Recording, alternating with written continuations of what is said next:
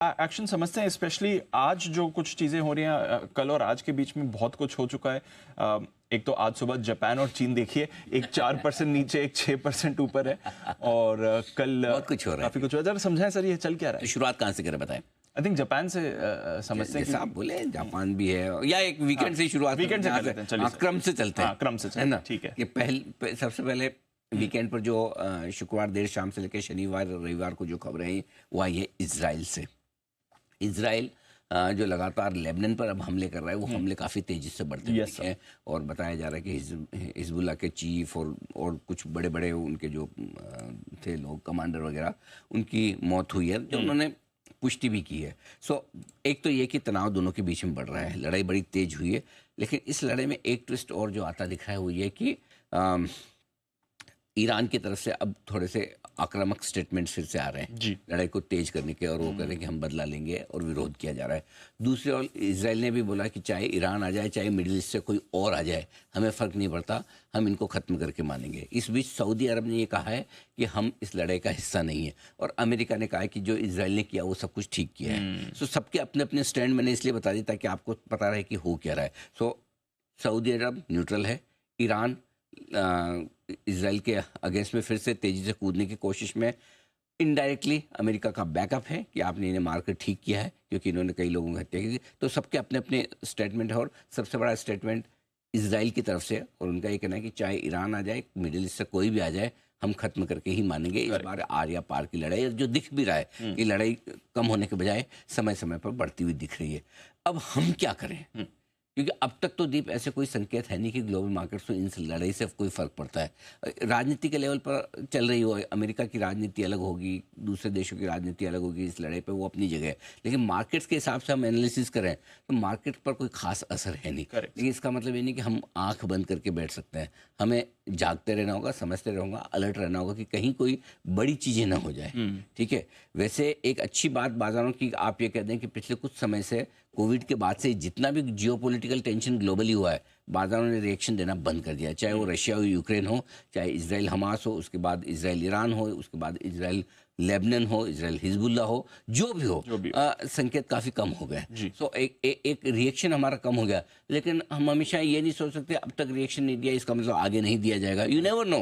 बाजारों को कई लोग मानते हैं बाजार ओवरबॉट है और गिरने के लिए कोई ट्रिगर चाहिए। कौन से ट्रिगर पे गिरेगा वो आपको पता नहीं, और आमतौर पर जो आपको पता है उस ट्रिगर पे गिरता नहीं है। राइट। हम अलर्ट रहेंगे, और अलर्ट रहने के लिए पता किससे चलेगा कि हमें ज़्यादा अलर्ट होना है। अलर्ट होने के बाद मेरे पास एक ही फॉर्मूला है जो पिछली बार मैंने अप्लाई किया था।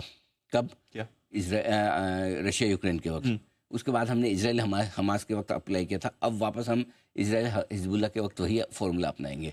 फॉर्मूला हमारे पास वही है, और वो ये कि अगर कच्चे तेल के दाम तेजी से बढ़ जाते हैं तो समझिए कि मिडिल ईस्ट में टेंशन बढ़ने के आसार है। हम कच्चे तेल का दाम देख के तय करेंगे कि बाजार में हमें वाकई में खतरा है, डर है गिरावट का या नहीं। और जब तक $76-77 के आसपास, ज़्यादा सेफर साइड पे लेना था $80 मान लीजिए, बट $76-77 तक आए तब उसके नीचे तब तक आप लड़ रहे हैं, लड़ने दीजिए, आप कुछ मत करिए, आपको देखना नहीं है। ठीक है। $76-77 के आसपास आए तो अलर्ट हुई है कि ये कच्चा तेल बढ़ा किस लिए, क्या लड़ाई की वजह से बढ़ रहा है।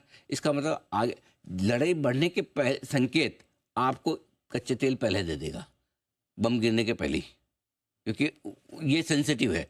और अगर $80 के ऊपर निकला तो फिर हमारे मार्केट में करेक्शन आना शुरू होगा इस लड़ाई की वजह से, हमारे मतलब दुनिया भर के मार्केट में, इक्विटी मार्केट में। तो ये दो चीज़ें ध्यान में रख लीजिए। आपने सिर्फ एक ही फॉर्मूला है, अब तक का टाइम टेस्टेड फॉर्मूला है, अगर गलत हो जाएगा तो अगली बार दूसरा सोचेंगे, जब तक सही है तब तक तो यही चलने दो, है ना। ये आपके लिए क्लियर कट है, आपको फोकस करना है। मतलब अब क्या होगा, कब होगा, कैसे होगा, किसी को पता तो है नहीं। तो हम जिस तरीके से विश्लेषण कर सकते हैं उस घटना का, वो तरीका है। $76-77 के ऊपर कच्चा तेल निकले तो आप सोचिए कि मुझे थोड़ा अलर्ट होना है, और $80 के ऊपर निकले तो समझ लीजिए करेक्शन आएगा। Got it. अभी तो खैर रिएक्ट नहीं करें, अभी शांति है, अभी मार्केट मैच्योर है। मैच्योर मान ले या इनडिफरेंट मान ले, जो मानना है मानो, आपकी इच्छा पर। फिलहाल बाजार का रिएक्शन नहीं है। ठीक है, जीरो। बट एक जगह शार्प रिएक्शन आ रहा है सर, जापान। थोड़ा आउट ऑफ सिलेबस ये रिएक्शन आ गया। नए प्रधानमंत्री उम्मीदवार आए हैं और उनके नाम का अनाउंस होकर इतनी बड़ी गिरावट कहाँ से आ गई सर? वैसे तो पता ही था कि वही उम्मीदवार बनेंगे, ऐसा भी नहीं कि नए प्रधानमंत्री का मतलब पता नहीं था कि ये उम्मीदवार बनेंगे। आइडिया तो था ही, लेकिन फिर भी अचानक से तेज़ गिरावट आई है।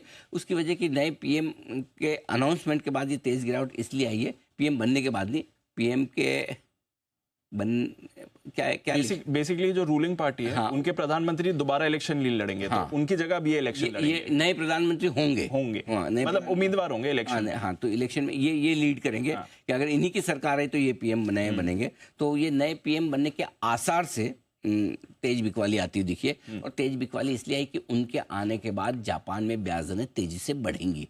ये डर है जापान के बाजारों का, तेजी से ब्याज दरें बढ़ने का डर है। जहाँ तक हमारा सवाल है, हम पर कोई असर नहीं है। ये जापान का इंटरनल मामला है। जापान के लिए नो डाउट जापान की इकोनॉमी लंबे समय बाद थोड़ी हरकत में आ रही है, महंगाई लौटी है, ब्याज दरें बढ़ना शुरू हुई है। अब कुछ लोग ये मान रहे हैं कि बढ़ती हुई ब्याज दरों में एक अच्छी बात है कि जापान की अर्थव्यवस्था तेजी से दौड़ेगी। दूसरी ओर वो उनको महंगाई की आदत नहीं है, उनको 1/4% महंगाई मतलब ऐसा पहाड़ टूट गया एकदम, आसमान फट पड़ा, वैसे वाली हालत है। तो इसलिए अब जापान इतने समय क्या होता है कि अगर वो वैसा है ना, राजस्थान में जैसे सूखे की आदत है, अचानक से जैसलमेर बाड़मेर में बाढ़ आ जाए तो पता नहीं क्या तो इतने पानी का करे क्या, है ना, वैसा वाला हाल हो जाता है। तो यहाँ पे जापान में ब्याज दरें और महंगाई बढ़ना, ब्याज दरें बढ़ना और महंगाई ऊपर आना, ये सिस्टम ही नहीं है। सो अचानक से ये सिस्टम आने लगा है तो जापान अपने आप को एडजस्ट करने की इसके साथ कोशिश करेगा। और इसलिए ये नीजर रिएक्शन इसलिए आ रहे हैं कि ये चीज़ें अनएक्सपेक्टेड हो रही है। जापान जिन चीज़ों की उम्मीद हो उस पर बाजार का भी रिएक्शन नहीं रहता। हम पर फिलहाल कोई असर नहीं है, ग्लोबल मार्केट्स पर भी लिमिटेड असर है। थोड़ा बहुत वही जापान का येन कैरी ट्रेड वाला पिछली बार मामला निपट गया था।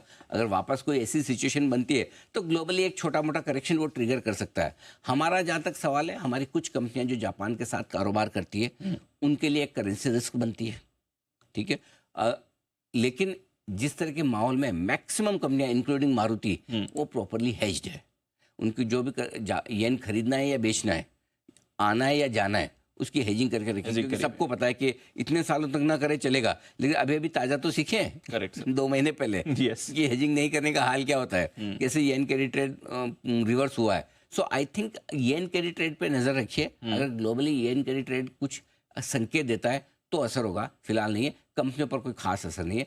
ग्लोबल मार्केट पे इजराइल वाली घटना से ज़्यादा असर जापान का पड़ सकता है। यस सर, इजराइल से ज़्यादा जापान इंपॉर्टेंट है, ये ध्यान में रखिए। तो इसलिए अगर येन बहुत ज़्यादा मजबूत हो जाए, फिर से वापस येन कैरी ट्रेड रिवर्स होने के कोई बड़े संकेत हो, कि मतलब पिछली गलती से बहुत सारे नालायक होंगे जो नहीं सुधरे होंगे। करेक्ट सर, है ना, सब तो एक साथ नहीं सुधर जाते ना। सही बात है। तो वो फिर मस्ती मस्ती में अगर ट्रेड ले लिए कि हो गया जी, एक बार होना था, तो उनकी दूसरी बार पिटाई होगी।